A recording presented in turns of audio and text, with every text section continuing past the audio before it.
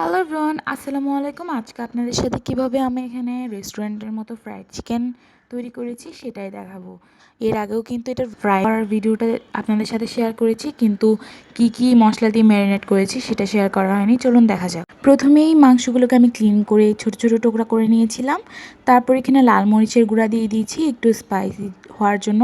Chicken ফ্রাইটা যত বেশি ঝাল হয় তত বেশি মজা লাগে। তারপর এখানে ধনিয়ার গুঁড়া দিয়ে দিয়েছি। আপনারা স্বাদ মতন মশলাটি ইউজ করবেন এখানে। তারপর আমি এখানে স্বাদ মতো লবণ দিয়ে দিয়েছি, জিরার গুঁড়াও দিয়েছিলাম। তারপর দিয়ে দিচ্ছি এখানে চিলি সুইট সস যেটা আছে সেটা দিচ্ছি।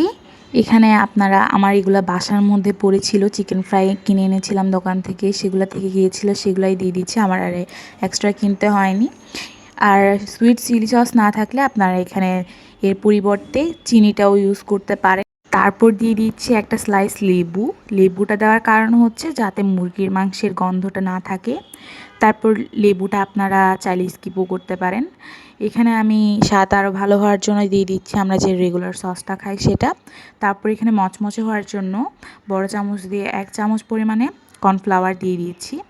এখানে আমি 2 চামচ মানে 1.5 চামচের মতো দিয়েছি, যাতে মচমচে হয় চিকেন ফ্রাইটা। তারপর এখানে গোলমরিচের গুঁড়া দিয়ে দিচ্ছি। তারপর এখানে আদা রসুনের বাটা দিয়ে দিচ্ছি। আদা রসুন বাটা না দিলে কিন্তু চিকেন ফ্রাইটা একদমই ভালো হবে না, কারণ অবশ্যই মাংস জাতীয় জিনিসের মধ্যে আদা রসুনের বাটাটা দিতে হয়। তারপর ভালো করে ম্যারিনেট করে দিচ্ছি। এটা কিন্তু আপনাদের হাতে টাইম নিয়ে ম্যারিনেট করে তারপর রেস্টে রাখতে হবে।